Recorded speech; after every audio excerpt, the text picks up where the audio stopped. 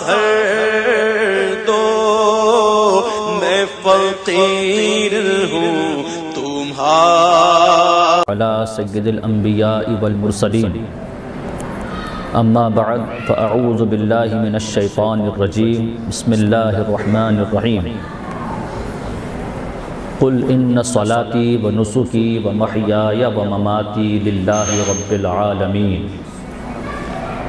صدق اللہ العظیم وصدق رسولہ النبی الامین الکریم، ونحن علی ذلک لمن الشاہدین والشاکرین، والحمد للہ رب العالمین. ان اللہ وملائکتہ یصلون علی النبی یا ایہا الذین آمنوا صلوا علیہ وسلموا تسلیما. اللہم صل وسلم وبارک علی سیدنا محمد وعلی آل سیدنا محمد کما تحب وترضى بأن تصلی علیہ. صلاۃ و سلاما علیک یا رسول اللہ صلی اللہ تعالی علیہ وسلم. تاجدار کائنات شاہ موجودات صلی اللہ تعالی علیہ وآلہ وسلم کا ارشاد پاک ہے، تمہارا مجھ پر درود پاک پڑھنا تمہاری دعاؤں کا محافظ اور تمہارے اعمال کی طہارت ہے. یعنی درود پاک پڑھنے سے، اس کی کثرت کرنے سے جو دعائیں ہم کرتے ہیں وہ اللہ کی بارگاہ میں مقبول ہو جاتی ہیں. ہماری دعاؤں کا محافظ ہے درود کا پڑھنا.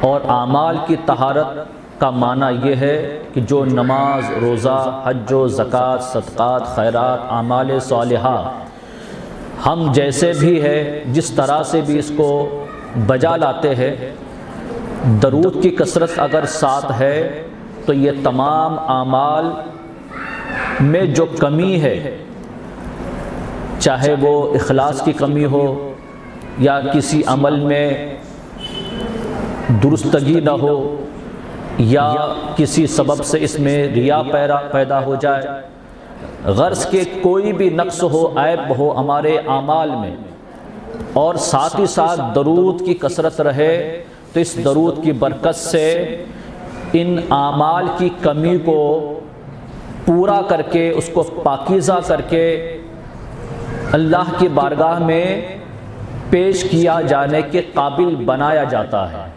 وہ اعمال ایسے ہو جاتے ہیں، ان اعمال کی طہارت ہو جاتی ہے اور وہ اس قابل ہو جاتے ہیں کہ رب کی بارگاہ میں قبول کر لیے جائے. تو اس لیے بھی درود کثرت سے پڑھنا چاہیے کہ اگر کسی عمل میں کوئی کمی ہو، یہ بات درست نہیں ہے، کیونکہ ہر آدمی یقین رکھتا ہے ہمارے کسی عمل میں اتنی مضبوطی نہیں ہے کہ وہ اللہ کی بارگاہ میں ہر صورت میں مقبول ہو سکے، چاہے وہ نماز ہو، چاہے وہ روزہ ہو. کسی کو بھی یقین نہیں ہے کہ ہمارے اعمال اللہ کی بارگاہ میں ہر صورت میں مقبول ہو سکتے ہیں. اس کے لیے درود کی کثرت کیا کرے تاکہ جو کمی ہو وہ دور ہو جائے، اعمال کو طہارت نصیب ہو اور تمام اعمال اللہ تبارک و تعالیٰ کی بارگاہ میں درود کی برکت سے قبول کر لیے جائے. اس لیے روزانہ بلا ناغہ پابندی کے ساتھ بارگاہ رسالت صلی اللہ علیہ وسلم میں درود کثرت سے پڑھ کر پیش کر دیا کرے. رب کریم اس کی برکتیں ہمیں دونوں جہاں میں عطا فرمائے گا. آپ محبت کے ساتھ بلند آواز سے درود پاک پڑھیے. اللہم صلی علی سیدنا و مولانا محمد وعلی آلہ وصحبہ وبارک وسلم. صلاۃ و سلاما علیک یا رسول اللہ صلی اللہ تعالی علیہ وسلم.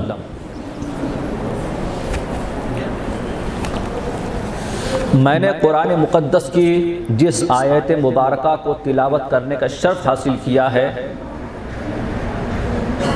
بہت سارے لوگ جو علماء کرام کے قریب رہتے ہیں یا دین کی تھوڑی بہت معلومات رکھتے ہیں، وہ اس آیت مبارکہ کا معنی جانتے ہوں گے. یہ آیت مبارکہ اکثر پڑھی جاتی ہے. میں دوبارہ پڑھتا ہوں، قل ان صلاتی و نسکی و محیای و مماتی للہ رب العالمین. یہ آیت مبارکہ کہاں پڑھی جاتی ہے معلوم ہے آپ کو؟ کسی کو معلوم ہو تو بول سکتے ہیں زور سے۔ قربانی کے وقت میں۔ کب پڑھی جاتی ہے؟ ذرا زور سے بولیے۔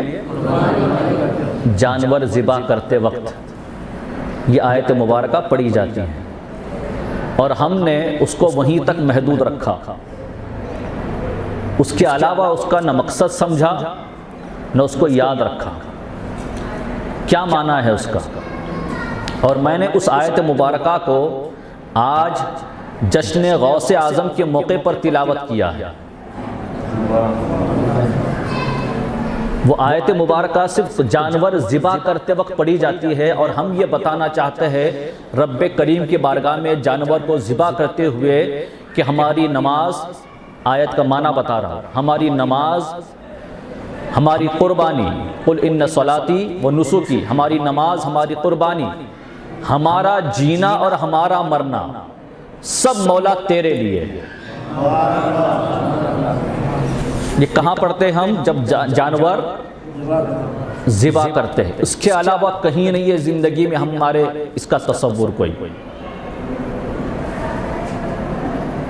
تو آج اس آیت مبارکہ کا کیا ربط ہے حضور غوث پاک کی ذات سے؟ تو گفتگو تو آگے ہوگی، مگر پہلے ربط تو سمجھے۔ وہ ربط یہ ہے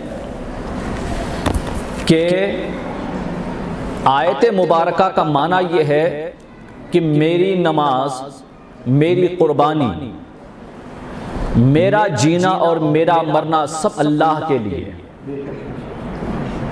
سب اللہ کے لیے۔ اس کی تصویر ہر مسلمان کو ہونی چاہیے تھی، مگر ایسی تصویریں آپ کو اگر دیکھنی ہے تو پھر ہمارے اسلاف کی زندگی دیکھیں۔ یہ تھیوری ہے، اور اس کی امیج دیکھنی ہو، اس کی تصویر، اور اس کی پریکٹیکل زندگی کیسی ہوتی ہے، پریکٹیکل لائف، عملی زندگی، وہ اگر دیکھنی ہو تو آپ کو حضور غوث پاک کی شخصیت کو دیکھنا ہوگا۔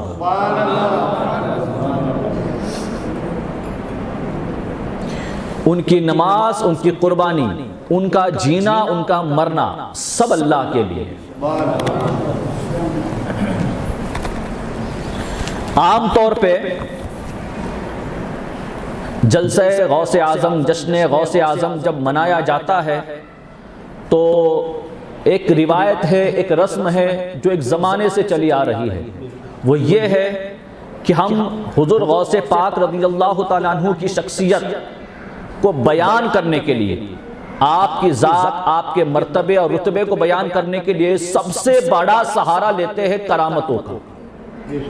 بلکہ صرف انہی کی ذات نہیں، کسی بھی ولی کے بارے میں ہم جس چیز کو ان کے اندر سب سے نمایاں اور سب سے بڑا سمجھتے ہیں وہ کرامت۔ یہ بات صحیح ہے؟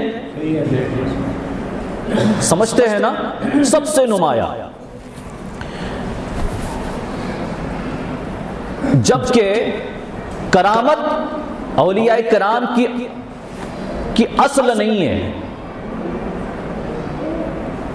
کرامت اولیاء کرام کی اصل نہیں ہے کہ وہ مقصود تک پہنچ گئے، منزل تک پہنچ گئے، نہیں، اس کو ہمارے بزرگوں نے سمجھایا۔ وہ بات میں سمجھا کر کے اپنے عنوان پر آ جاتا ہوں تاکہ ہم اپنے اسلاف کو حقیقی طور پر سمجھ سکیں۔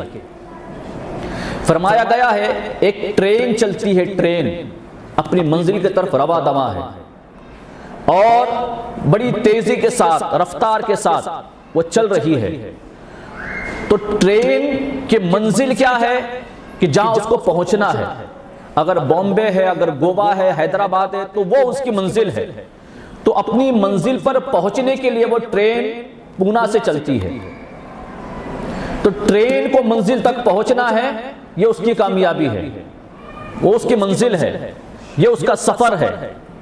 اس سفر کے دوران آپ نے، میں کرامت کیا ہے وہ بتا رہا ہوں، بزرگوں سے نسبت کرامت کی کیا ہے، ان کے نظر میں اس کی حقیقت کیا ہے، اس کی حیثیت کیا ہے۔ اس کا صدور جو ہوتا ہے وہ کیوں ہوتا ہے؟ اس کے کئی اسباب ہیں۔ تو ٹرین جب اپنے منزل کی طرف رواں دواں ہوتی ہے تو ٹرین جب تیز رفتار چلتی ہے، تیز رفتار، جب دھیرے دھیرے چلتی ہے تب نہیں، جب وہ منزل کی طرف تیز رفتار ہوتی ہے تو اس وقت آپ نے دیکھا ہوگا ٹرین کے قریب بازو میں کھڑے رہو یا ٹرین کے دروازے پر کھڑے رہو تو آپ دیکھیں گے اس کے نیچے جو پتھر ہوتے ہیں، جو دھول مٹی ہوتی ہے وہ اڑتی ہے۔ پٹری پر کوئی پتھر آ جاتا تو اڑ جاتا ہے، دھول مٹی ہے، گرد ہے، آس پاس میں سب اڑنے لگتی ہے نا؟ بزرگوں نے ہمیں سمجھایا اولیاء کرام جب اپنی منزل کی طرف سفر کرتے ان کا مقصود ہوتا ہے اللہ کی ذات۔ کہاں پہنچنا ہے انہیں؟ اللہ تک پہنچنا ہے، وہاں تک وہ رسائی چاہتے ہیں، وہاں تک پہنچنے کے لیے یہ سفر طے کرتے ہیں۔ اور اس سفر کے دوران جیسے ٹرین چلتی ہے اور گرد اڑتی ہے، دھول مٹی اڑتی ہے، کنکر اڑتے ہیں، تو فرمایا گیا تو ٹرین کے چلنے پر منزل کی طرف رواں دواں ہوتے وقت جو ذرات پتھر گرد اڑتی ہے یہ کرامت ہوتی ہے۔ اتنی ہی حیثیت ہے کرامت کی بزرگوں کی نظر میں، کیونکہ ان کا مقصود بہت بلند ہے۔ اس کو لے کے ان کو کرنا کیا ہے؟ یہ تو گرد جو اڑ رہی ہے نا وہ ہے جو اس سفر پر جب وہ رواں دواں ہوتے ہیں اور تیزی کے ساتھ سفر کرتے ہیں، ایک ہی مقصد ہوتا ہے کہ وہاں پہنچنا ہے، مجھے خدا تک میری رسائی ہو جائے۔ اس منزل کی طرف جو سفر کرتے ہیں اس دوران جو گرد اڑتی ہے وہ ہوتی ہے کرامتیں۔ مگر ہم لوگوں نے کسی ولی اور کسی شخصیت کو سمجھانے کے لیے اکثر جو سہارا لیا وہ سب سے بڑا سہارا رہا کرامت۔ ہم لوگ جاتے ہیں، گھومتے ہیں، اور جہاں کہیں کسی علاقے میں کسی بڑے بزرگ کا مزار ہوتا ہے اور وہاں کے لوگوں نے، مقامی لوگوں نے ان کو اپنی حیات میں دیکھا ہوتا ہے تو وہ کیا کرتے ہیں پتہ ہے؟ وہ بتاتے ہیں کہ یہ بہت بلند مرتبہ شخصیت رہی ہے اور بڑی خدمات ان کی یہ ہے وہ ہے، سب کہتے ہیں، اور ولی کامل تھے۔ اب پوچھئے ولی کامل تھے تو کیا تھے وہ؟ تو پھر وہ بتائیں گے ان سے یہ کرامتوں کا صدور ہوا، یہ کرامتیں ان سے صادر ہوئی، بس اس کے سوا وہ کچھ نہیں بتا سکتے۔ بتانے کا مقصد یہ کہ ہماری نظر صرف اس پر پڑتی ہے، اور جس شخص میں کوئی کرامت نہیں پاتے اگرچہ کہ وہ ولی ہو، زمانہ اس کی ولایت کو قبول کرنے کو تیار نہیں ہوتا۔ آپ کو نہیں پتا زمانے میں ایسے بہت سارے اولیاء کرام ہیں جنہوں نے اپنے آپ کو اتنا چھپایا ہے کہ ایک بھی کرامت کو ظاہر ہونے نہیں دیا، لوگ نہیں پہچان پائے۔ ہماری پہچان اس طرح سے ہوتی ہے کہ جب کرامت کثرت سے ہو اور ظاہر ہو جائے تو ہم سمجھتے ہیں کہ یہ پائے کا ولی ہے۔ مگر میں آپ کو بتاؤں جہاں سرکار حضور غوث پاک رضی اللہ تعالیٰ عنہ کی حیات میں کرامتیں بہت کثرت سے ظاہر ہوئی، بہت کثرت سے، بلا شک و شبہ، اس میں کوئی شک نہیں کہ اولیاء کرام کی جماعت میں اتنی کثرت سے کسی ولی کی کرامتوں کو صدور نہیں ہوا جتنی کثرت سے حضور غوث پاک سے کرامتیں ظاہر ہوئی۔ اس میں کوئی شک نہیں، کوئی دو رائے نہیں، یہ بالکل حق ہے، اس میں کوئی شک نہیں کیا جا سکتا، اتنی کرامتیں۔ اور کمال تو یہ ہے کہ ایسے نہیں کہ کرامت کسی نے بیان کر دی، کرامتیں بیان کرنے والے راوی بھی موجود ہیں۔ یہ خاص امتیاز حضور غوث پاک کو حاصل ہے۔ دوسرے ولیوں کی کرامتیں اگر کتابوں میں آئی ہے تو راوی موجود نہیں ہے، راوی موجود نہیں، راوی مطلب روایت کرنے والے، کس نے روایت کیا، کس نے کس سے سنا، کس نے دیکھا، کس کے سامنے یہ ہوا ہے، کس نے بیان کیا، کس نے سنا، کس نے پہنچایا، یہ ہوتے راوی۔ تو راوی موجود نہیں ہے اکثر اولیاء کرام کی کرامتوں کے بارے میں، مگر حضور غوث پاک رضی اللہ تعالیٰ عنہ کی ذات اور وہ شخصیت ہے، ان کے تمام واقعات اور تمام کرامتوں کا ذکر روایت کے ساتھ موجود ہے۔ اتنی کثرت سے ہونے کے باوجود اس کا مطلب یہ ہے کہ اس میں کوئی مبالغہ آرائی نہیں ہے۔ یہ بات بتانے کے پیچھے مقصد یہ ہے کہ کسی کرامت میں حضور غوث پاک کی مبالغہ آرائی نہیں ہے، چاہے آپ کی عقل میں آئے چاہے نہ آئے، مگر وہ حق ہے۔ اس کا انکار نہیں کیا جا سکتا، اور اس کا انکار اس لیے بھی نہیں کیا جاتا، حضور غوث پاک کی ذات ہی کیا ہے، اولیاء کرام کی پوری جماعت میں کسی بھی ولی سے کوئی کرامت صادر ہو جائے، صدور ہو جائے کرامتوں کا، تو کسی کرامت کا انکار نہیں کیا جا سکتا۔ کرامتوں کا انکار اگر آپ نے کر دیا تو آپ نے قرآن کا انکار کر دیا۔ ایسا نہیں ہے کہ ولی ہے تو قرآن سے باہر ہے، یہ عقیدہ بھی اپنا درست کر لو۔ کچھ لوگ یہ سمجھتے ہیں کہ کسی ولی کی کرامت کا انکار کر دیا تو کیا فرق پڑ جاتا ہے، یا ایسے کیسے ہو سکتا ہے، عقل میں نہیں آتی ہے۔ تو کرامت اسی لیے تو کہتے ہیں کہ وہ عقل میں نہیں آتی، اگر عقل میں آ جائے تو کرامت نہیں ہے۔ ہر کوئی کر سکتا ہو وہ کوئی خاص بات نہیں ہے، جو کوئی نہیں کر سکتا وہ کسی سے صادر ہو جائے اس کو کرامت کہتے ہیں۔ تو جو عقل میں نہیں آتی، عقل میں نہیں آتی، خرق عادت ہوتی ہے، اس کو کرامت کہتے ہیں۔ یہ بات ہے، تو کرامت کا انکار نہیں کرنا چاہیے۔ کرامت کا ثبوت جو ہے ہم کو قرآن سے ملتا ہے، حدیثوں سے ملتا ہے، کرامتوں کا صدور۔ کیونکہ جب کوئی اللہ والا بن جاتا ہے نا، یہ کام اتنا آسان بھی نہیں ہے۔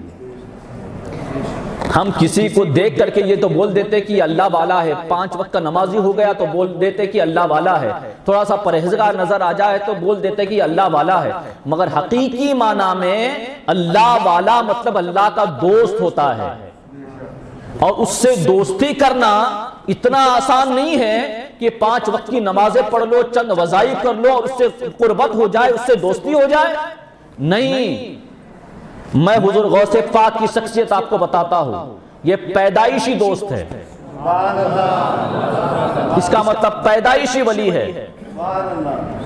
دوسرے اولیاء کرام اس مرتبے تک پہنچنے کے لیے بڑی محنت کرتے ہیں، تب جا کر کے اس مقام تک پہنچتے ہیں کہ وہ اللہ کے ولی بنتے ہیں۔ کیا بنتے ہیں؟ اللہ کے ولی بنتے ہیں۔ بڑی محنت کرنے کے بعد، مجاہدات کرنے کے بعد، ریاضات کرنے کے بعد، نفس کشی کرنے کے بعد، عبادتیں ریاضتیں کرنے کے بعد، تب جا کر کے وہ اللہ کے صرف ولی بنتے ہیں۔ کیا بنتے ہیں؟ بڑا مرتبہ ہے یہ بھی، اللہ کا ولی بن جانا، اللہ والا بن جانا بڑے مرتبے کی بات ہے۔ یہ اتنا آسان نہیں ہے، یہ وہ منصب ہے کہ دنیا میں کوئی شخص اس منصب کا سرٹیفکیٹ دے نہیں سکتا، یہ اللہ عطا کرتا ہے۔ یہ سرٹیفکیٹ، یہ منصب رب کریم عطا کرتا ہے۔ اللہ اپنے کسی بندے کو چاہتا ہے تو عطا کر دیتا ہے، اپنا قرب عطا کر دیتا ہے تو دوست کا سرٹیفکیٹ مل جاتا ہے۔ مگر حضور غوث پاک اللہ کے صرف ولی نہیں ہے، حضور غوث پاک اللہ کے صرف ولی نہیں ہے، حضور غوث پاک ولیوں کے امام ہے،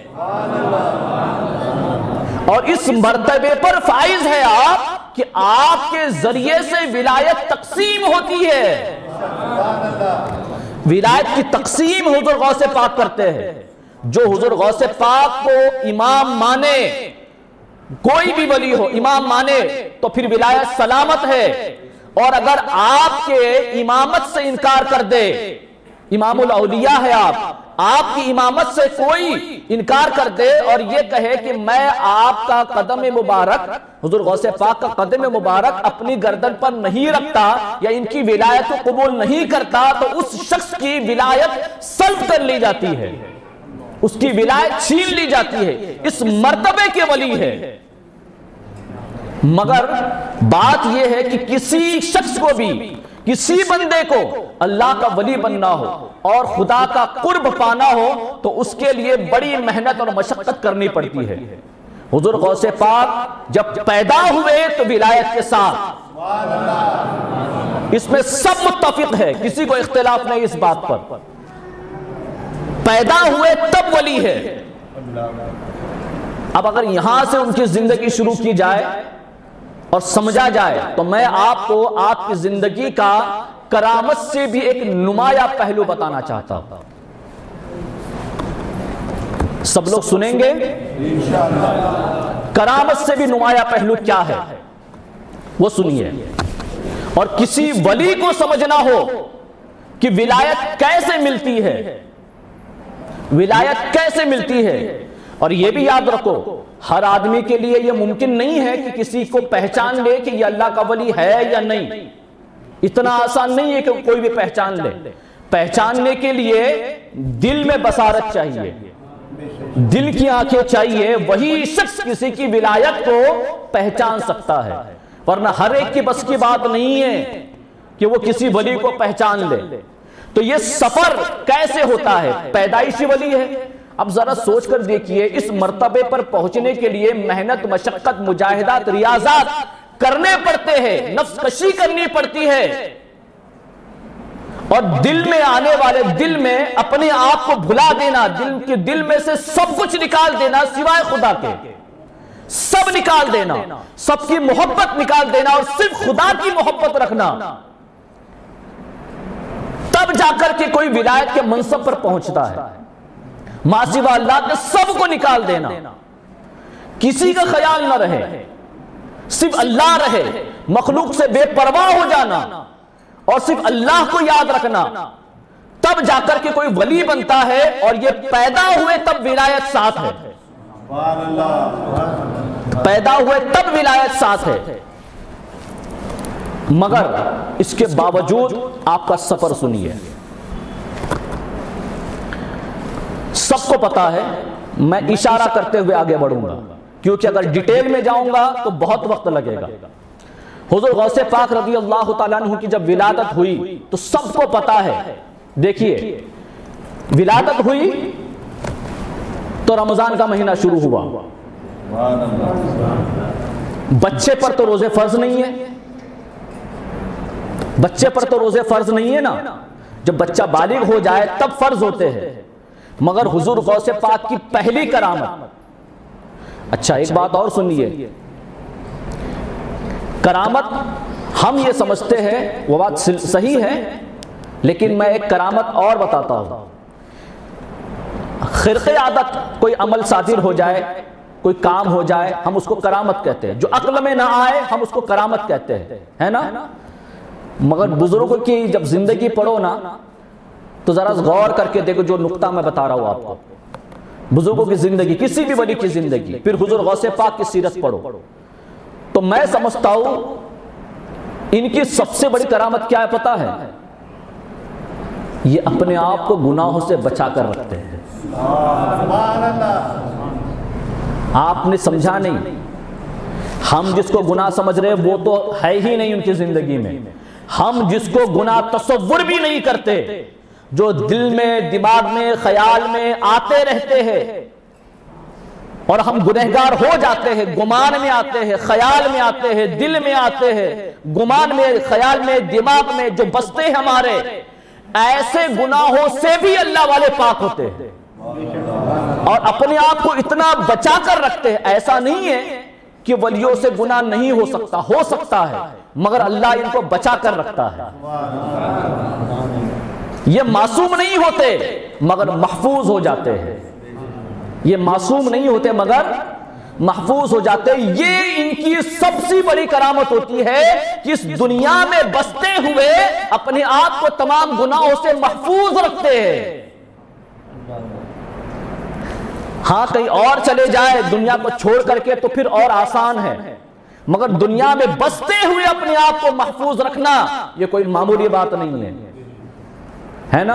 اور دوسری کرامت یہ ہے کہ اسی دنیا میں ہمارے درمیان رہتے ہوئے سب سے بڑی کرامت، اور یہ کرامت کے بارے میں خود حضور غوث پاک نے فرمایا ہے کہ سب سے بڑی کرامت یہ ہے کہ وہ شریعت کے پابند ہوتے ہیں۔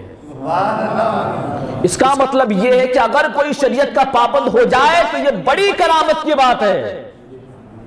اب بتائیے ہم کس کس کو کرامت سمجھ رہے ہیں؟ اور جن کی کرامتیں کثرت سے ثابت ہے وہ یہ فرماتے ہیں کہ سب سے بڑی کرامت شریعت کا پابند ہونا ہے۔ ان کی نظر میں سوچئے آپ، یہ سارے معاملات، خرق عادت، عقل میں نہ آنا، یہ ساری چیزیں یہ کرامت ہے، اس میں کوئی شک نہیں، مگر یہ کرامتیں جن سے صادر ہوئی وہی پیران پیر روشن ضمیر دستگیر فرماتے ہیں کہ سب سے بڑی کرامت ہے شریعت کا پابند ہو جانا۔ شریعت کا پابند ہو جانا یہ سب سے بڑی کرامت ہے. اب سوچ کر دیکھیے, آئی نا بات سمجھ میں؟ تو پہلے جب ولادت ہوئی تو حضور غوث پاک رضی اللہ تعالیٰ عنہ کا معمول یہ تھا کہ جیسے ہی سحر کا وقت ہو جاتا, ختم ہو جاتا سحری کا وقت, اس وقت سے آپ ماں کا دودھ پینا چھوڑ دیتے تھے اور پھر غروب آفتاب تک نہیں پیتے چاہے کتنی ہی کوشش کی جائے. اس کے بعد دودھ نوش فرماتے. یہ معمول آپ کا رہا بچپن میں, جب تک آپ دودھ پیتے رہے اسی طرح رہا. بڑی شہرت ہو گئی. پھر ہوا ایک دوسرے سال ایسا ہوا کہ عید کا چاند نظر نہیں آیا, ابر کی وجہ سے سب پریشان تشویش میں تھے. تو سب جانتے تھے کہ ان کا معمول یہ ہے, اور کیوں نہ مانے کیوں نہ جانے خاندان ہی ایسا تھا. ان کے والد اور والدہ دونوں حسنی حسینی نجب الطرفین, رسول کا خاندان ملا اور حسنی حسینی سادات سے آپ مرتبہ اتنا بڑا. اور پھر صرف اتنا ہی نہیں, آپ کے والد بھی جو ہے پائے کے ولی, متقی اور پرہیزگار, آپ کی تقوی کی شہرت اپنے زمانے میں, والدہ کی تقوی کی شہرت اپنے زمانے میں. تو پھر ان کے گھر ایسی اولاد پیدا نہ ہو تو پھر کس کے گھر پیدا ہو؟ تو شہرت ہو گئی تھی. تو جب چاند نظر نہیں آیا ابر کی وجہ سے, تو لوگوں نے آ کر کے پوچھا کیا آج آپ کے بیٹے نے دودھ پیا ہے؟ تو ان کی والدہ نے کہا کہ ہاں آج پی لیا. اس کا مطلب یہ ہے کہ چاند نظر آ گیا, عید کا دن ہے. اس کا مطلب چاند نظر آ گیا, عید کا دن ہے. یہ شروعات ہے. آپ کو پتا ہے 17 سال کی عمر تک, اب میں تیزی کے ساتھ آگے بڑھتا ہوں تاکہ ایک نمایاں پہلو آپ کی زندگی کا آپ کے سامنے رکھ سکوں, جس کو ہم کبھی پڑھتے نہیں, ہم کبھی غور نہیں کرتے. اور پھر ساتھ ہی ساتھ آخر میں حضور غوث پاک کے دل کا درد آپ کے سامنے رکھ سکوں.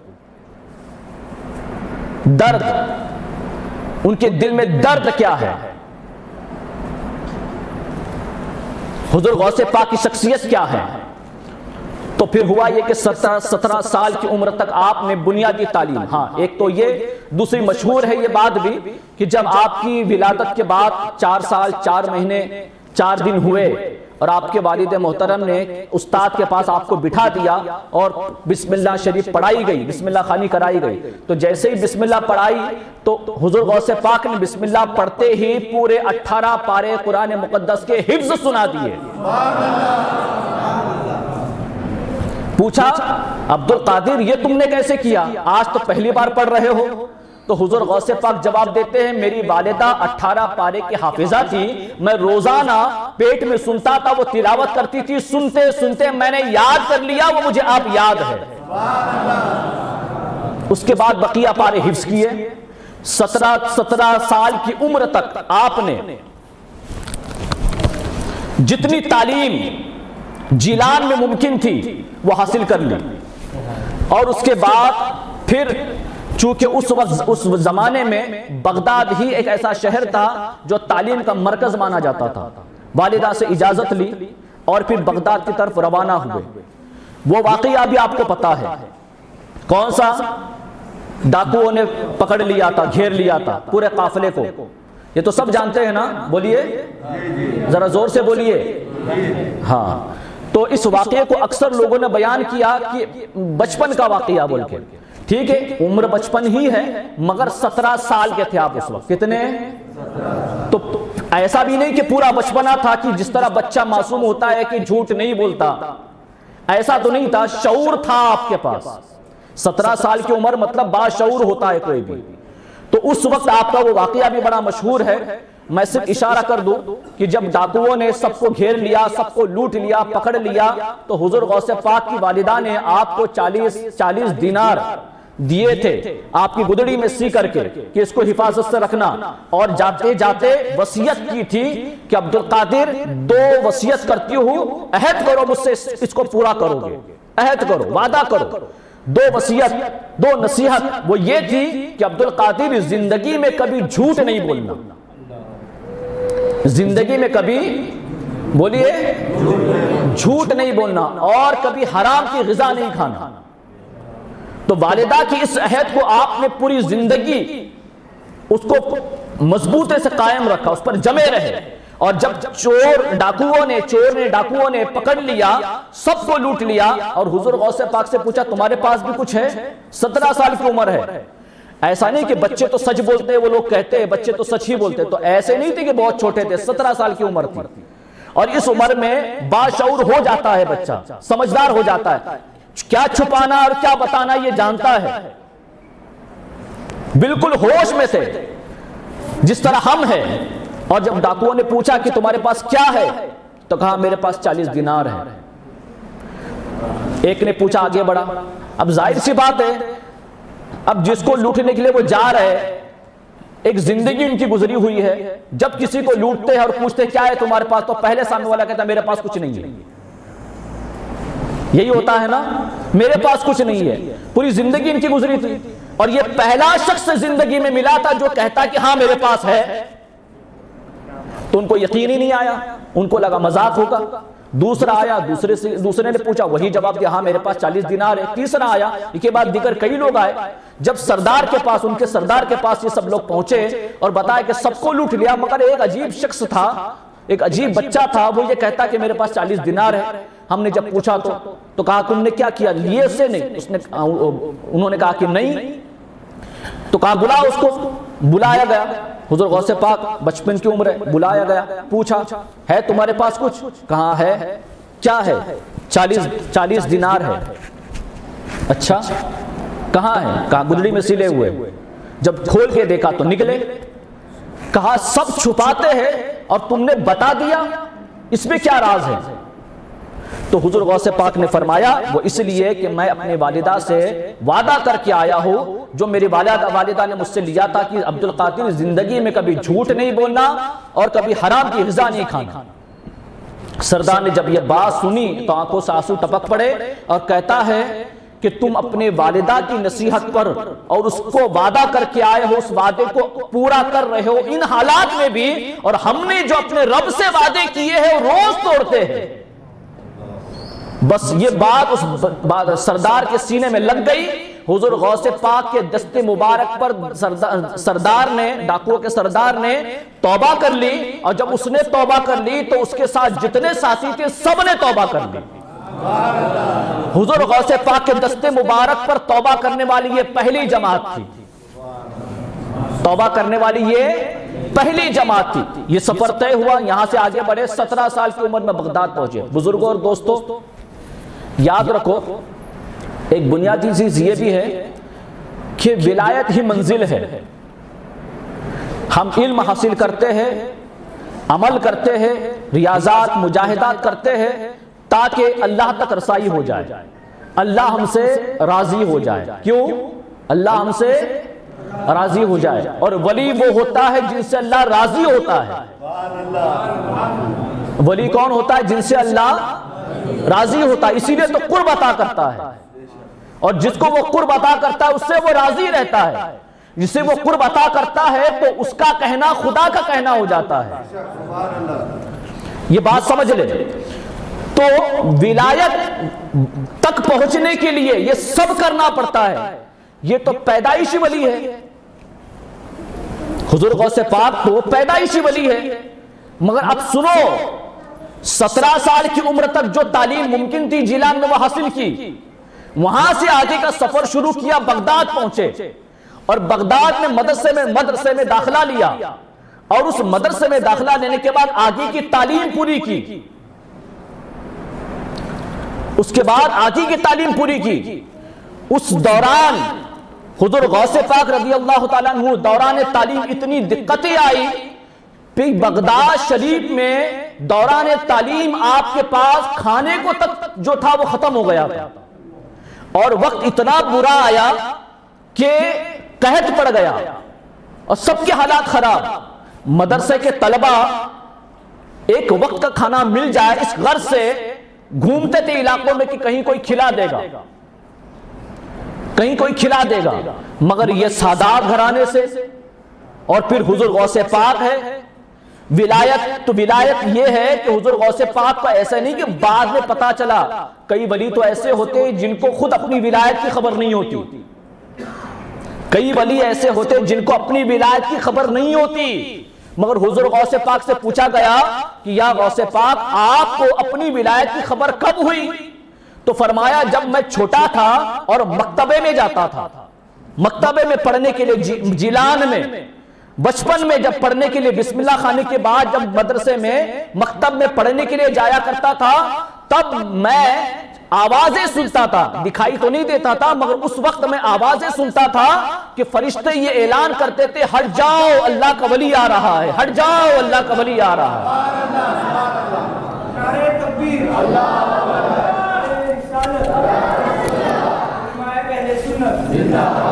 فرماتے ہیں مجھے تو اسی وقت پتا چل گیا تھا جب یہ اعلان میں سنتا تھا، تو میں نے کیا کہا، کئی ولی ایسے ہوتے ہیں جن کو اپنی ولایت کی خبر نہیں ہوتی مگر ہوتے ہیں۔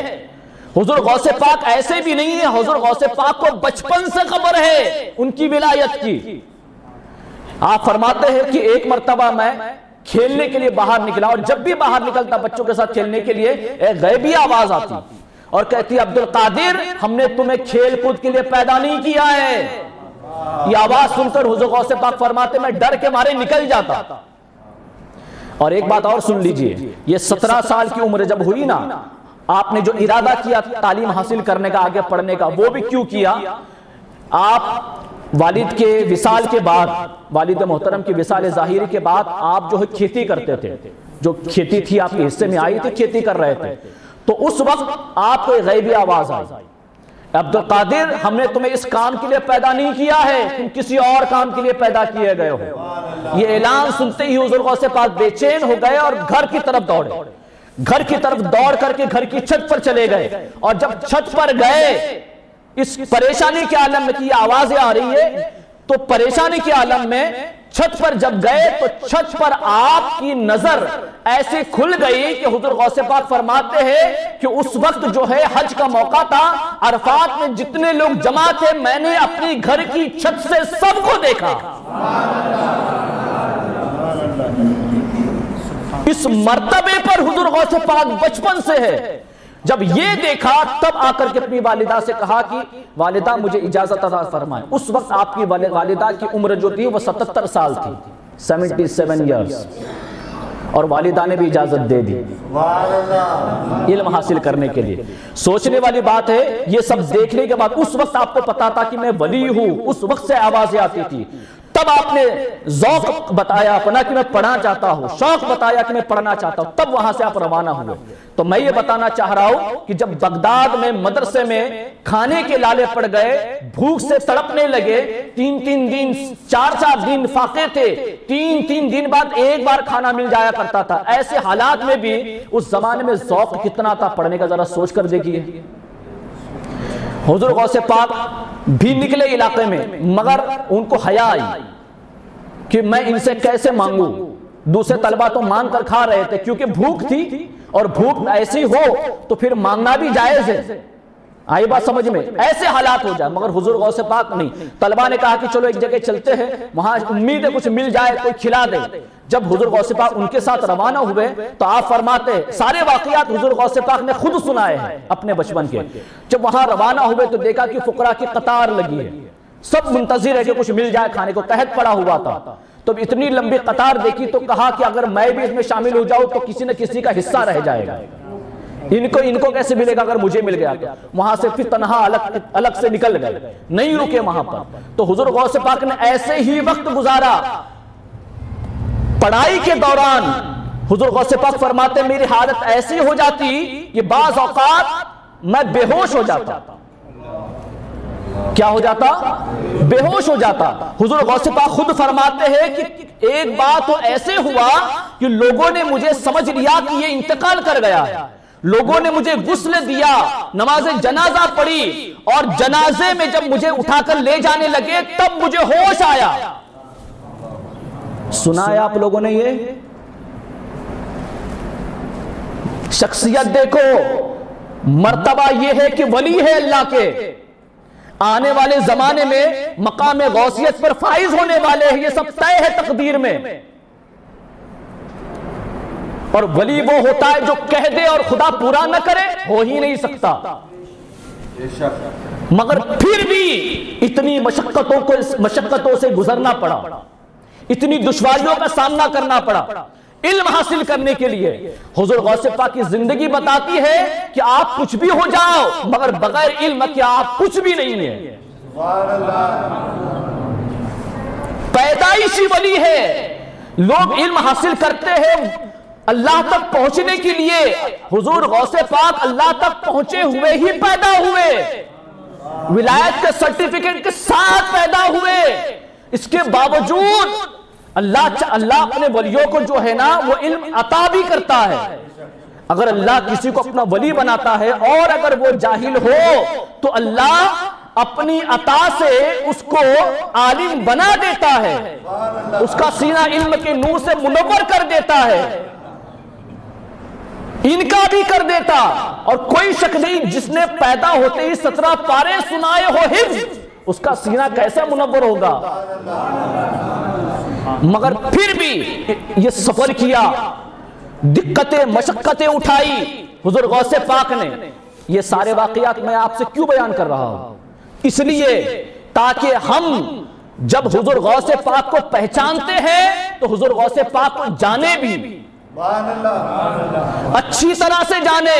یہ پیران پیر، پیر دستگیر، ہم جن کی صرف کرامتیں سنتے ہیں، ان کی زندگی پڑھو، کتنی مشقت میں گزری ہے، کتنی دشواریوں میں گزری ہے، کیسا مشکل سفر کیا ہے۔ اور پتہ ہے یہ سفر کب تک رہا؟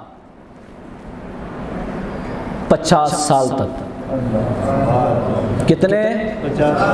1 2 دن 3 دن نہیں، یہ مدرسے کا سفر تھا، یہ دوران طالب علمی کا سفر تھا۔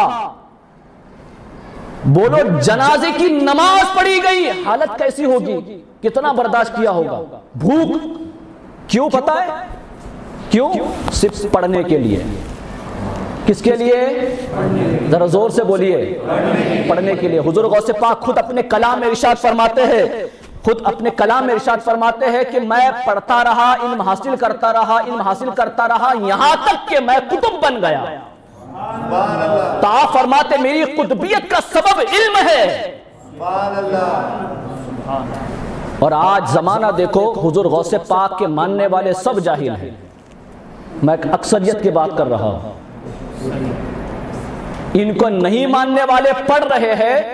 اور جو ایسا پڑھا لکھا ہو جس نے بچپن میں پیدا ہوتے ہی 17-18 پارے حفظ سنا دیے، ان کے ماننے والوں کو قرآن پڑھنا نہیں آتا، ان کے ماننے والوں کو تجوید نہیں آتی، ان کے ماننے والوں کے پاس علم کی دولت نہیں ہے۔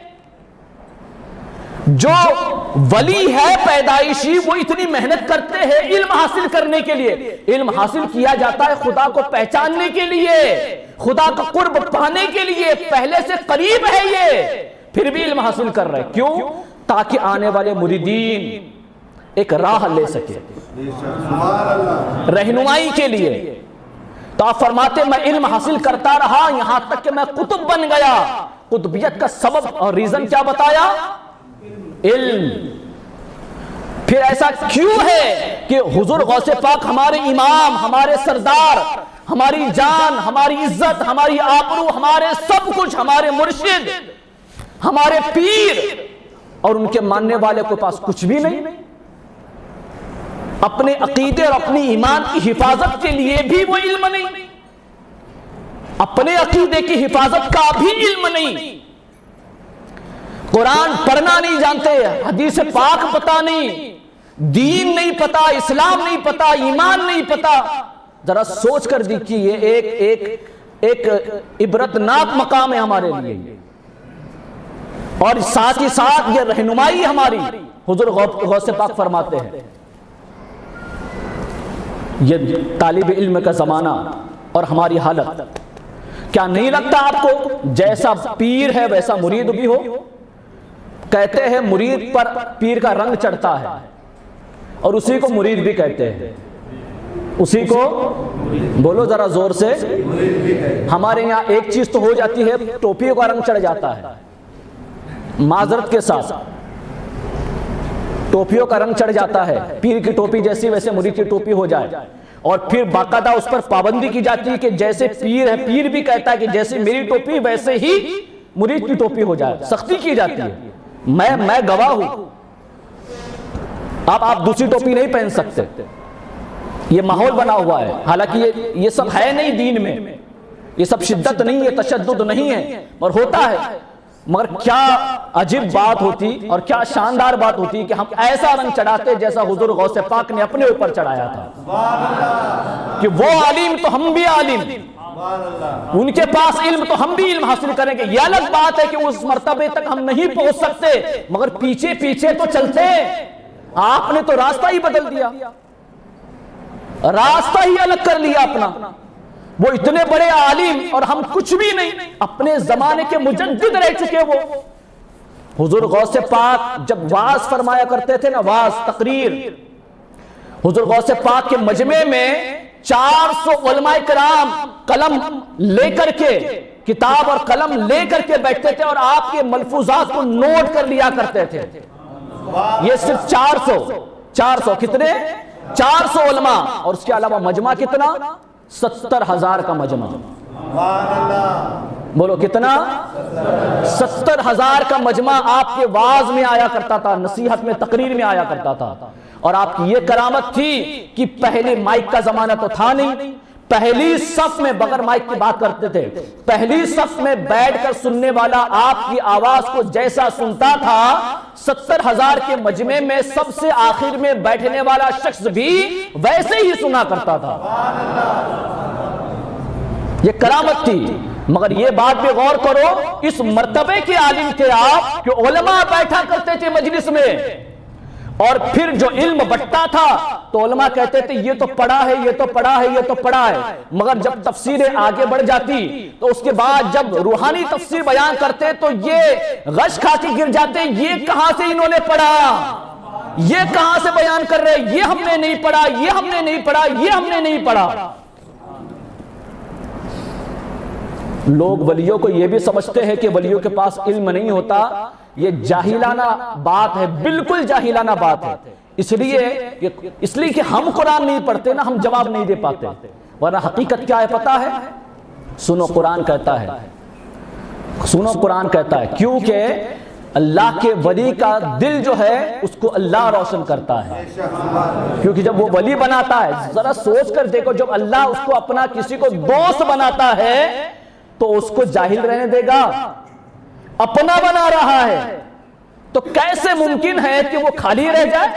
نہیں، ایسا ممکن ہی نہیں۔ مگر یہ ہے کہ اس کو اپنی محنت تھوڑی کرنی چاہیے، مگر اللہ عطا کرتا ہے، اس میں برکت عطا کرتا ہے۔ وہ یہ ہے فَوَجَدَ عَبْدًا مِّنْ عِبَادِنَا وَعَلَّمْنَاهُ مِن لَّدُنَّا عِلْمًا۔ ایک قرآن کی آیت ہے جس میں حضرت خضر علیہ السلام کا ذکر آیا ہے۔ خضر علیہ السلام کو جانتے ہیں؟ ذرا زور سے بولیے ہاں یا نا، جانتے ہیں نا؟ ہاں، خضر علیہ السلام کے بارے میں ہے کہ وہ آپ اللہ کے ولی ہیں، آپ نبی نہیں ہیں۔ اکثر علماء کرام کا یہ فیصلہ ہے، ٹھیک ہے؟ تو موسیٰ علیہ السلام حضرت خضر علیہ السلام سے ملاقات کے لیے گئے تھے، تو اس کا ذکر آیا ہے۔ اب وہ واقعہ میں بیان نہیں کرنا چاہتا، کسی اور موقع پر انشاءاللہ اس کا تذکرہ ہوگا۔ اس میں ذکر آیا ہے وَعَلَّمْنَاهُ مِن لَّدُنَّا عِلْمًا وَآتَيْنَاهُ رَحْمَةً مِّنْ عِندِنَا، کہ اللہ اپنے خاص بندے کو جو ہے رحمت عطا کرتا ہے۔ کیا عطا کرتا ہے؟ رحمت، اور اپنے پاس سے علم لدنی عطا کرتا ہے۔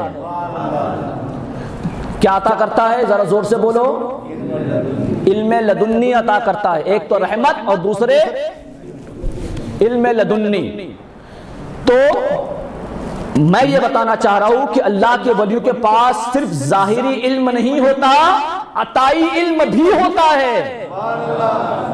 اور لوگ یہ سمجھتے ہیں کہ ولیوں کے پاس علم نہیں ہوتا، یہ جاہلانہ بات ہے۔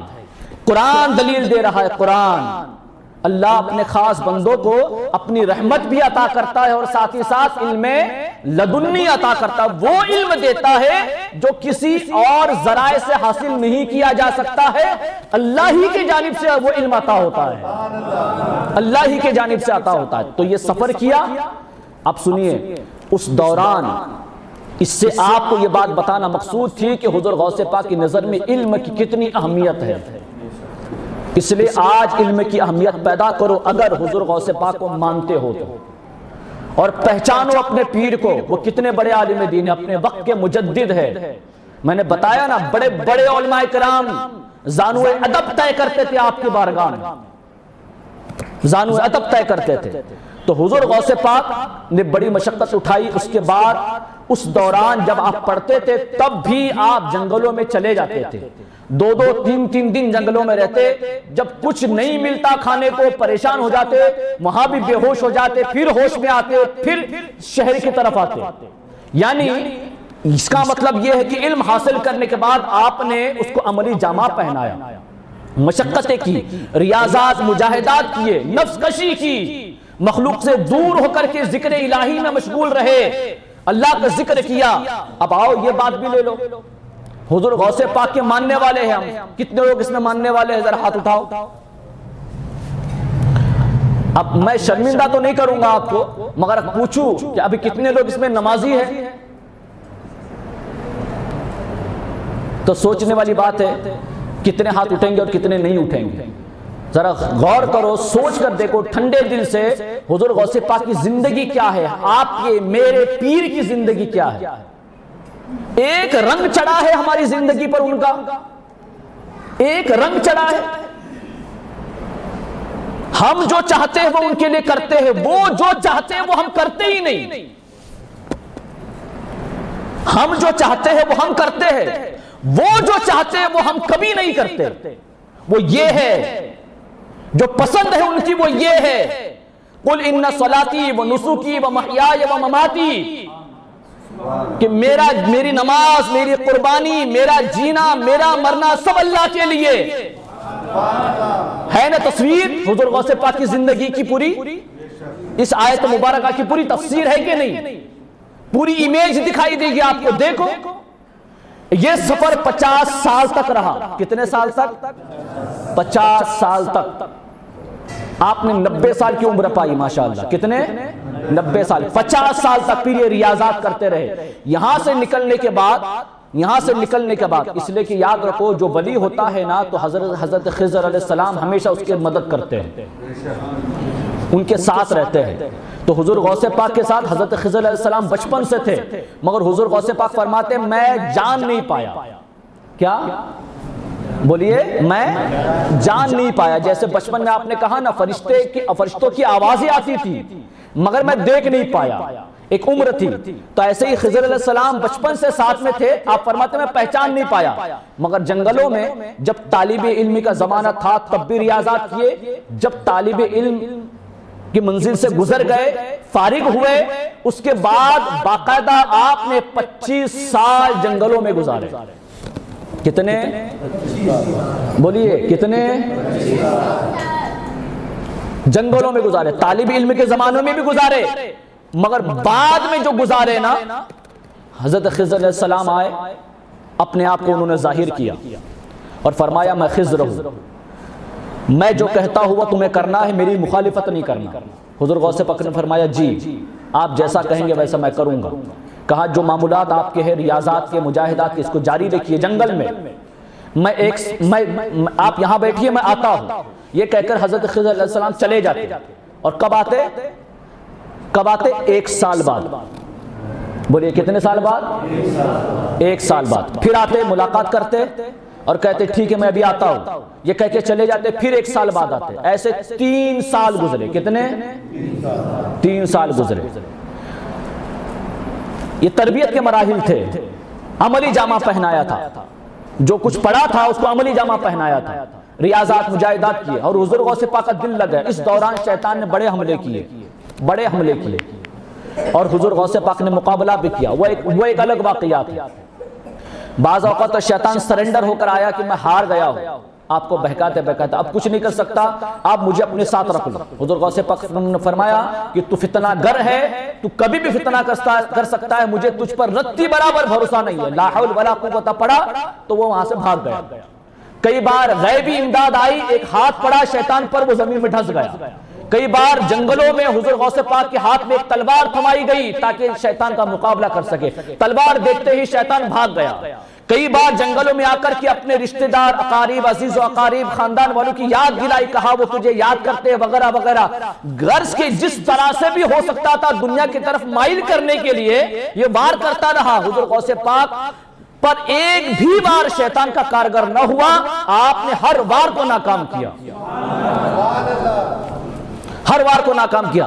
آخری حملہ جو اس نے کیا تھا وہ سب جانتے ہیں۔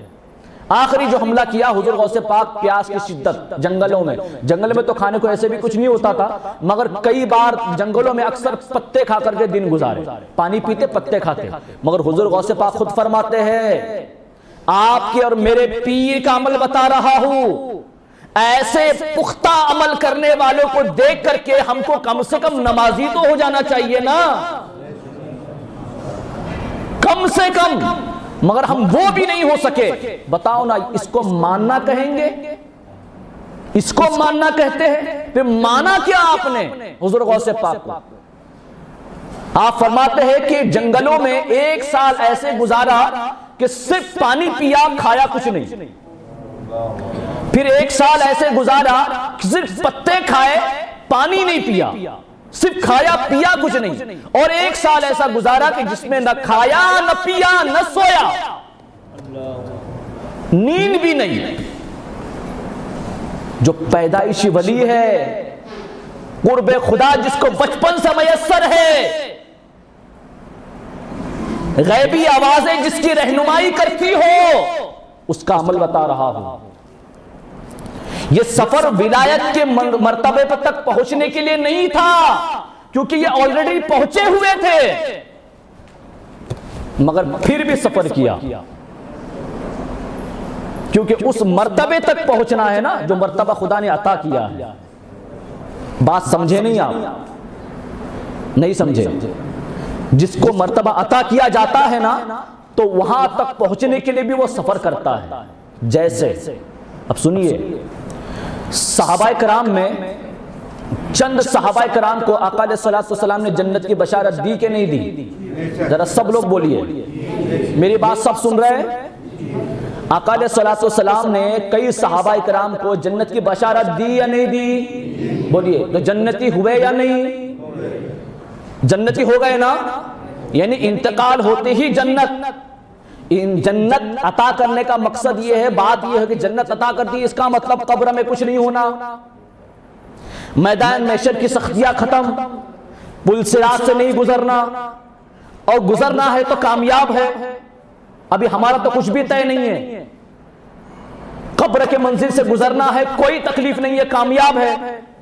یہی ہے نا جنت کی بشارت۔ جنت کا مطلب یہ کہ جنتی وہ ہے جس کی تمام منزلیں آسان ہے، پار ہے، برابر۔ مگر صحابہ نے جو منصب ملا تھا جنتی ہونے کا، اس منصب تک پہنچنے کے لیے زندگی کو جنتی بنایا،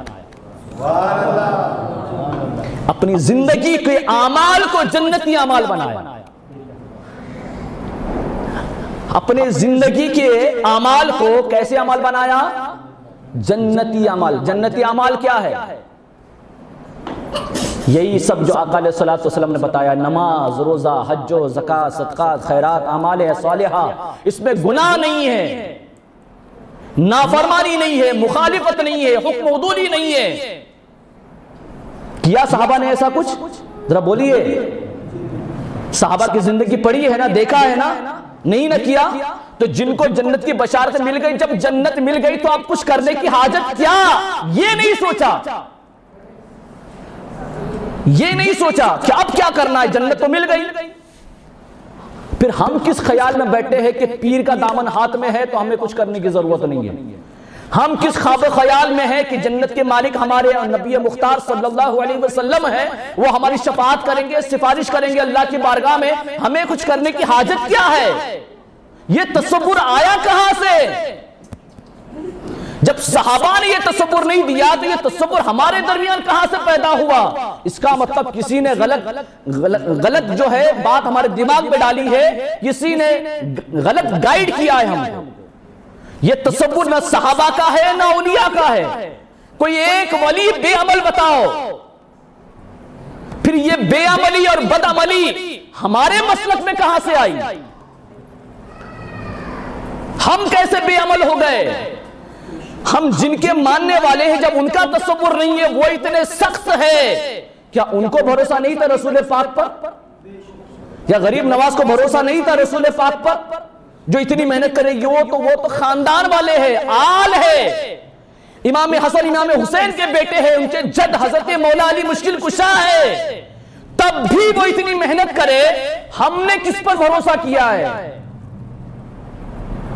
بھروسہ کرو مگر اس کا ناجائز استعمال نہ کرو۔ صحابہ نے بھروسہ کیا رسول پاک کی زبان پر، مگر اس کا مطلب یہی نہیں کہ عمل چھوڑ دیا، بے عمل نہیں ہو گئے۔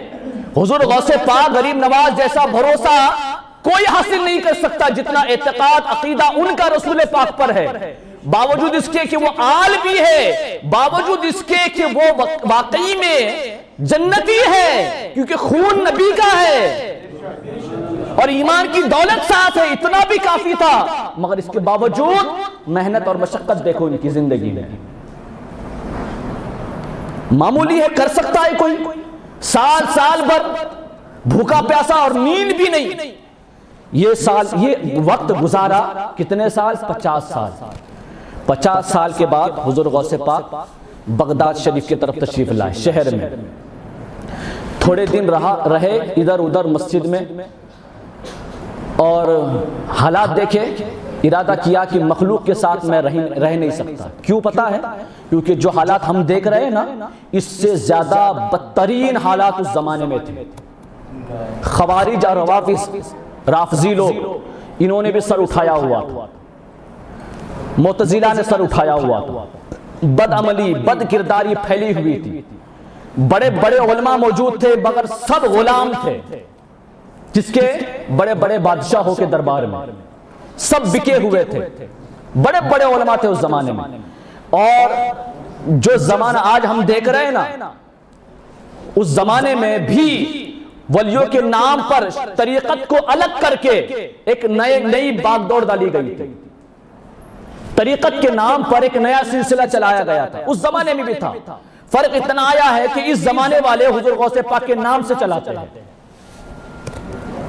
اس زمانے میں ولیوں کے نام سے چلاتے تھے، اور اس زمانے میں حضور غوث پاک کے نام سے ہی چلا رہے ہیں۔ نام غوث پاک کا ہے اور طریقت کی راہ الگ، وہ کہتے ہیں شریعت کی حاجت ہی نہیں ہے۔ واہ، آپ کے پیر شریعت کا پاس و لحاظ بچپن سے کرتے ہیں، پوری زندگی شریعت کے پابند رہے۔ پیران پیر کا کہنا یہ ہے کہ سب سے بڑی کرامت ہی شریعت ہے، اس کا پابند ہونا۔ اب بتاؤ یہ تصور کہاں سے پیدا کر دیا لوگوں نے کہ شریعت چھوڑ کر کے صرف طریقت کے راہ پر چلو؟ کتنی بڑی گمراہی ہے۔ یہ سارے راستے اس وقت جو ہے کھلے ہوئے تھے، اور ایسے ماحول میں حضور غوث پاک پہنچے، دل نہیں لگا، شہر سے نکل کر کے دوبارہ نکلنے لگے، کہاں؟ جنگل کی طرف، کہ چلو میں پھر اپنے مولا کی طرف چلا جاؤں، یہ مخلوق کی طرف میرا کوئی کام نہیں ہے۔ غیبی آواز آئی جو ہمیشہ آتی تھی، کہا عبد القادر تمہیں مخلوق کو نفع پہنچانا ہے، تمہیں جس مقصد کے لیے پیدا کیا ہے وہ مخلوق کو نفع پہنچانے کے لیے، ان کی رہنمائی کرنے کے لیے، تو لہٰذا تم کو پلٹ کر جانا ہے۔ حضور غوث پاک فرماتے ہیں مگر مولا میں جنگلوں میں سکون اور قرار پاتا ہوں، میں جنگلوں میں سکون اور قرار پاتا ہوں۔ آواز آئی بات تو صحیح ہے، مگر تمہاری ضرورت یہاں مخلوق کو زیادہ ہے، اللہ کے بندوں کی اصلاح کرو، رہنمائی کرو۔ یہ آواز آئے غیبی۔ حضور غوث پاک نے وہاں ارادہ اپنا بدل دیا، پلٹ کر آئے مسجد میں آ کر لیٹے۔ اب کروں کیا؟ لیٹے، خواب میں حضور نبی پاک صلی اللہ علیہ وآلہ وسلم کا دیدار نصیب ہوا۔ آقا علیہ الصلوۃ والسلام فرماتے عبد القادر میری امت کو واعظ و نصیحت کرو۔ حضرت حضور غوث پاک فرماتے یا رسول اللہ میں اجمی ہوں، یہ عربی ہے، فصحاء عرب کے، یہ ان کے سامنے میں کیا بات کر سکتا ہوں؟ میں تو بات کرنا نہیں جانتا، اتنے سال تو جنگلوں میں گزارے، میں بات کرنا نہیں جانتا۔ تو آقا علیہ الصلوۃ والسلام نے فرمایا عبد القادر اپنا منہ کھولو۔ آقا علیہ الصلوۃ والسلام نے اپنا لعاب دہن، اپنا تھوک مبارک، اپنا لعاب دہن حضور غوث پاک کے منہ میں 7 مرتبہ ڈالا۔ کتنی مرتبہ؟ اور اس کے بعد مولا علی مشکل کشا نے بھی اپنا لعاب دہن 6 مرتبہ ڈالا۔ حضرت حضور غوث اعظم رضی اللہ تعالیٰ عنہ پوچھتے ہیں مولا علی مشکل کشا سے، یا علی، آقا علیہ الصلوۃ والسلام نے 7 مرتبہ ڈالا اور آپ نے 6 مرتبہ، یہ فرق کیوں؟ تو مولا علی مشکل کشا فرماتے ہیں وہ اس لیے کہ آقا علیہ الصلوۃ والسلام کے ساتھ میری برابری نہ ہو جائے۔ یہ ادب ہے، یہ ادب ہے کہ ان کے برابر نہ ہو جاؤ، اس کے لیے میں نے ایک کم کر دیا۔ تصوف ادب سکھاتا ہے، صوفیہ ادب سکھاتے ہیں۔ آئی بات سمجھ میں؟ خانقاہوں سے ادب سکھایا جاتا ہے، اس لیے یہ آداب جو ہے یہ سب خانقاہوں سے ملے ہیں۔ تو یہ ادب، اس کے بعد حضور غوث پاک اٹھے اور اس دن خدا نے ہی انتظام کیا۔ مسجد میں، جس مسجد میں آرام کر رہے تھے، ظہر کا وقت ہوا اور فوراً لوگ جمع ہو گئے۔ جب اللہ جس کو مقرب بنا لیتا ہے نا تو بھیڑ بھی جمع کر دیتا ہے، بن بلائے لوگ آ جاتے ہیں۔ آ گئے لوگ، حضور غوث پاک نے خطاب کیا، تقریر کی، وہ پہلی تقریر تھی آپ کی، لوگ بڑے متاثر ہوئے، اثر انداز ہوئی وہ تقریریں۔ اس کے بعد میں وہ سلسلہ بڑھا، مسجد تنگ ہونے لگی، اتنا بڑا مجمع آنے لگا۔ پھر ارادہ کیا گیا کہ شہر کے باہر جو ہے ایک عیدگاہ ہے، وہ عیدگاہ کی زمین لے لی جائے۔ وہاں پر پہنچے اور اس عیدگاہ میں پھر تقریروں کا سلسلہ شروع ہوا۔ اس میں لکھا ہے کہ 70 ہزار کا مجمع حضور غوث پاک کے جلسے میں ہوا کرتا تھا، اور یہ جلسہ مہینے میں 4 مرتبہ ہوا کرتا تھا۔ کتنی مرتبہ؟ مطلب یہ نہیں کہ کبھی کبھار کوئی آ رہا ہے تو ہو رہا ہے۔ ذوق دیکھو لوگوں کے سننے کا، اور پھر حضور غوث پاک کی زبان کا اثر بھی دیکھو۔ مگر یہ اثر کیسے؟ یہ اثر اس لیے تھا کہ وہ جنگلوں میں وقت گزارا تھا نا، علم کو عملی جامہ پہنایا تھا۔ اس کی روحانی اثرات تھے وہ، جو پھر اس 50 سال کے بعد کی زندگی میں 40 سال تک پڑے۔ کتنے سال؟ 50 سال بعد 90 سال کی عمر تک، آخری عمر تک حضور غوث پاک رضی اللہ تعالیٰ عنہ نے واعظ و نصیحت کا، علم پھیلانے کا، طالب علم مدرسہ بنایا، اس میں طالب علم تھے، ان کو درس و تدریس کا، واعظ و نصیحت کا، اور پھر خانقاہوں میں مجاہدات، ریاضات کروائے، اور اس طرح سے یہ سلسلہ ہے 40 سال تک چلایا۔ عمر کے آخری حصے تک جب پیدا ہوئے تب روزے سے، اور تب سے لے کر کے آخر تک روزے سے، شریعت کی پابندی، نمازوں کی پابندی، اور پھر اپنے علم کو اتنا شاندار عملی جامہ، اتنا شاندار پہنایا کہ اس کی مثال پھر تاریخ میں نہیں ملے گی۔ آپ کون کر سکتا ہے ایسے مجاہدات اور ریاضات؟ کون کر سکتا ہے؟ بزرگوں اور دوستوں، پھر واعظ و نصیحت کا سلسلہ چلا۔ اب ذرا سوچ کر دیکھیے، ہمارے یہاں عیدگاہ عید کے دن کام آتی ہے، حضور غوث پاک کے یہاں عیدگاہ ہر مہینے میں 4 بار کام آتی تھی۔ لوگوں میں ذوق اور شوق۔ بتانے کا مقصد یہ ایک نمایاں پہلو جو آپ بچپن سے دیکھ رہے ہیں، 90 سال کی عمر تک کیا نظر آیا آپ کو؟ علم، عمل، اصلاح، تبلیغ۔ یہ ایک انوکھا اور ممتاز پہلو ہے حضور غوث پاک کی شخصیت میں، آپ کی زندگی میں کتنا نمایاں ہے، ذرا سوچ کر دیکھیے۔ اب رہی بات یہ، یہاں تک ہوا، اس کے بعد اصلاح کا جو معاملہ آتا ہے۔ اب میں نے کہا تھا نا آخر میں، 1 گھنٹہ ہو گیا شاید، آخر میں حضور غوث پاک کا درد بیان کروں گا، تو ذرا درد بھی سنو۔ حضور غوث پاک فرماتے ہیں،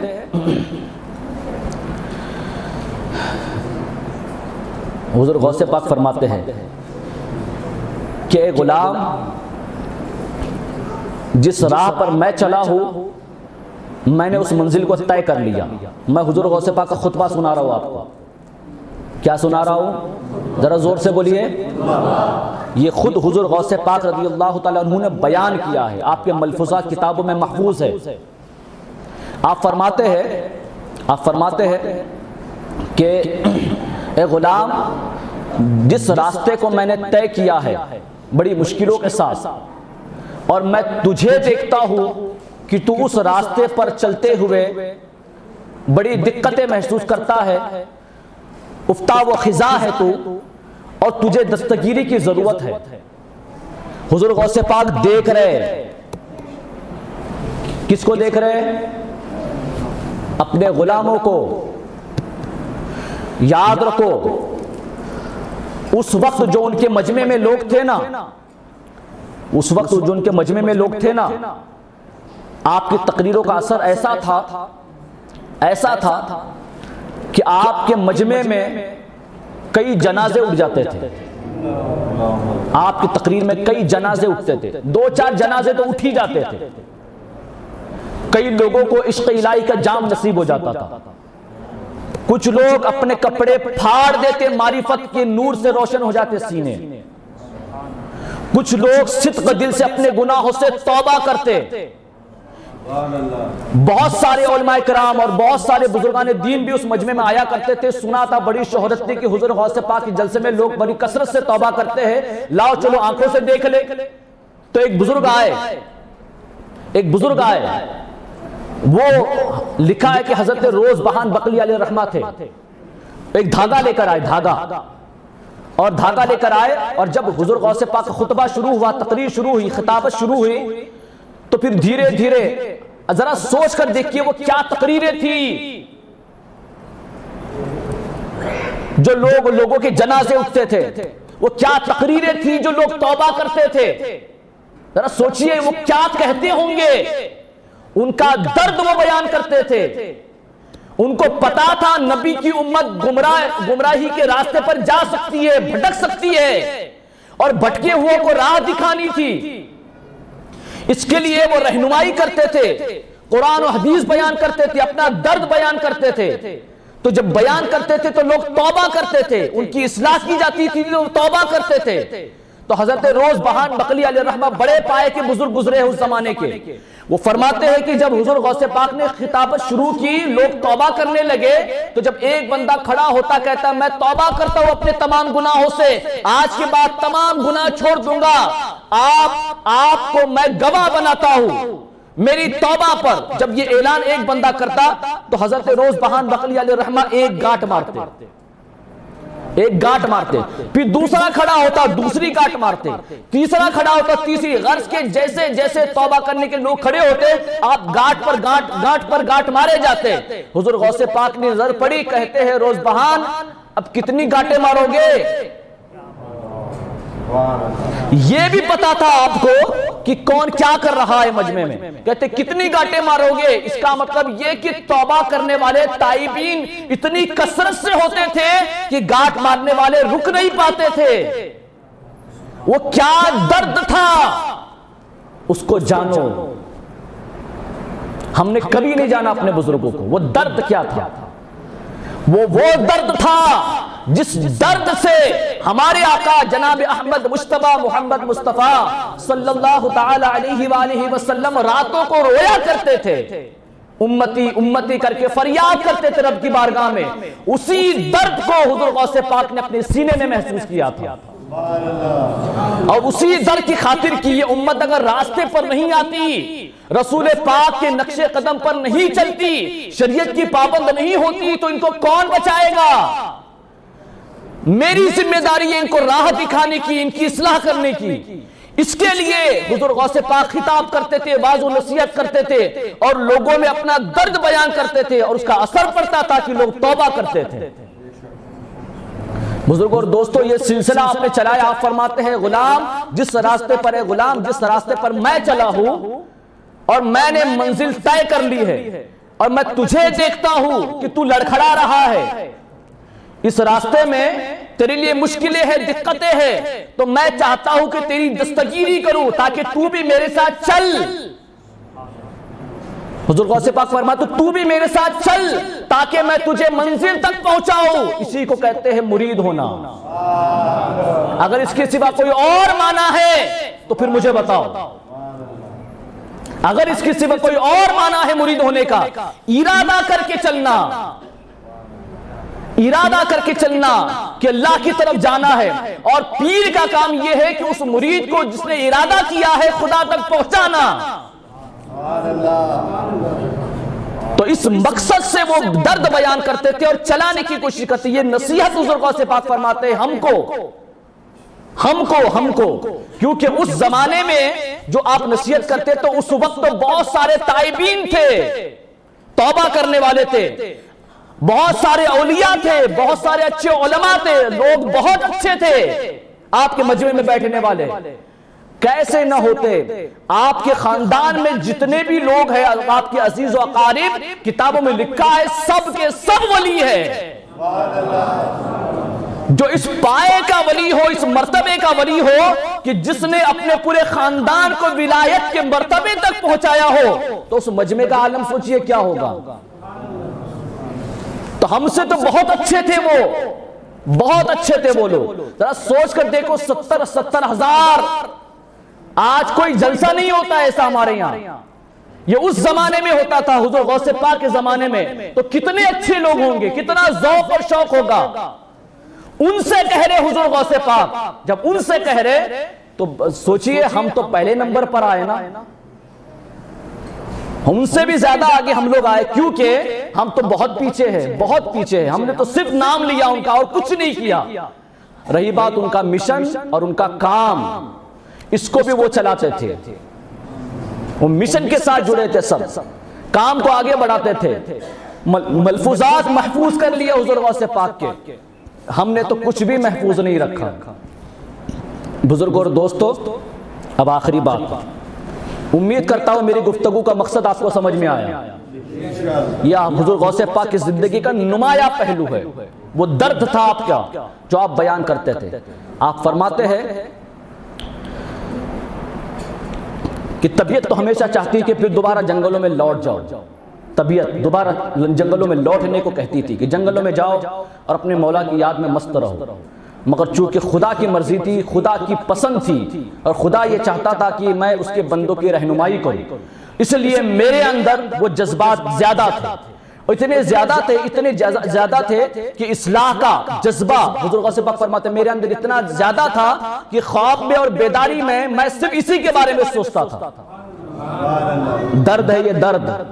حضور غوث پاک فرماتے خواب میں بھی اور بیداری میں بھی میں صرف اسی کے بارے میں سوچتا تھا کہ امت کی اصلاح کیسے کی جائے, اصلاح کی تدبیر کیسے کی جائے, ان کو کیسے سمجھایا جائے, ان کی رہنمائی کیسے کی جائے, یہی سوچتا رہتا تھا. اور آپ کا قول سنا رہا ہوں آخری میں, یہ قول سنیے.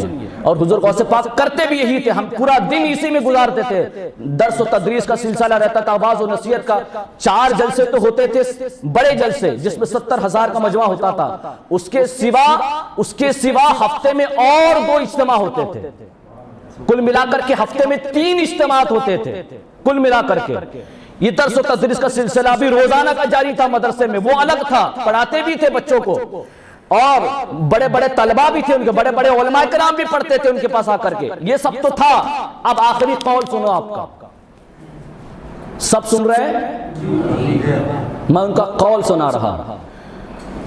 اتنی محنت اور مشقت 50 سال کے بعد 40 سال تک رہی, اور آپ فرماتے چونکہ خدا کی پسند تھی, خدا کا حکم تھا, میری پسند تو الگ تھی, میری پسند تو تھی جنگل میں چلا جاؤ, سکون رب سے رہوں, اپنے مولا کی یاد میں مست رہوں. مگر اللہ یہ چاہتا تھا کہ میں اس کے بندوں کی اصلاح کروں, رہنمائی کروں. اس لیے میں نے اپنے اندر وہ ذوق اور شوق, وہ جذبہ اتنا پیدا کر لیا, اتنا پایا کہ میں خواب میں بھی اور بیداری میں یہی سوچتا تھا کہ ان کی اصلاح کیسے کروں.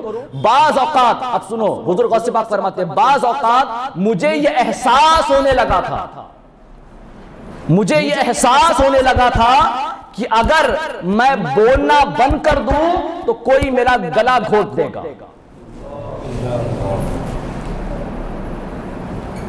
قول سنایا میں نے آپ کو حضور غوث پاک کا. مطلب کیا ہے پتا ہے, ابھی آپ سمجھے نہیں ہوں گے.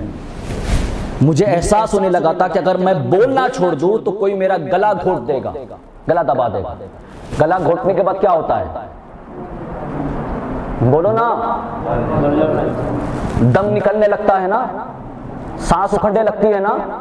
ہاں, آپ فرماتے میری زندگی یہ ہے کہ لوگوں کی اصلاح کرتا رہوں, اگر نہ کروں تو ایسا لگتا ہے جیسے میری موت, جیسے کسی نے گلا گھونٹ دیا. میری سانس اکھڑتی ہے اگر میں خاموش رہوں. شاید آپ نے یہ قول کبھی نہیں سنا ہوگا، میں کتاب میں دکھاتا ہوں آپ کو. درد ہے غوث پاک کا، گلا گھونٹ دے گا کوئی مجھے ایسا لگتا اگر میں خاموش رہوں تو، اس لیے میں خاموش نہیں، ہمیشہ یہی خواب میں بھی بیداری میں بھی یہی سوچتا ہوں امت کی اصلاح کیسے ہو. اور امت کا کیا حال ہے؟ حضور غوث پاک کا نام جانتے ہیں، اس کے علاوہ کچھ بھی نہیں، کوئی پرواہ نہیں. مشن دیکھو کیا ہے، پسند دیکھو کیا ہے. حضور غوث پاک کی نیاز بے شک کرو، اگر بند کر دی ہے تو شروع کرو، مگر کرنے والوں نیاز سے پہلے آپ کی پسند جانو. نیاز آپ کی پسند ہے، نیاز آپ کی پسند ہے. مگر یہ جو سیرت میں نے بیان کیا، آپ کا جو مشن بیان کیا بچپن سے لے کر 90 سال کی عمر تک، وہ کیا تھا؟ پڑھنا، عمل کرنا اور لوگوں تک پہنچانا، ان کی اصلاح کرنا، یہ ان کی پسند ہے. ہے کوئی جو اس مشن کا حصہ بنے گا؟ ہے کوئی اس مشن کے ساتھ چلنے والا جو پوری امت مسلمہ کا درد لے کے چلتا ہو؟ ہے کوئی ایسا اس مشن کے ساتھ روا دوا؟ ہر ایک نے اپنے اپنے محدود دائرے بنائے ہوئے ہیں. میں اسی کے ساتھ دعوت دے رہا ہوں سب کو کہ ذہن کو وسیع کرو، وسیع وسعت دو، اور اس مشن کو پہچانو. یہ ہمارے پیر کا مشن ہے، اور صرف پیر کا نہیں، تمام پیروں کا مشن ہے، تمام بزرگوں کا مشن ہے. یہ مشن ہمارا ہونا چاہیے، ہم اس کے حصے دار بنیں، پڑھے، عمل کرے، اور ساتھ ہی ساتھ اس کو پھیلائے، لوگوں تک پہنچائے، لوگوں کی اصلاح کرے. ہم لوگوں نے تو چھوڑ دیا سب، ہم پہ پڑھنا بھی نہیں، ہمیں عمل کرنا بھی نہیں، اور ہمیں کسی کی اصلاح بھی نہیں کرنی. تو پھر کرنا کیا ہے؟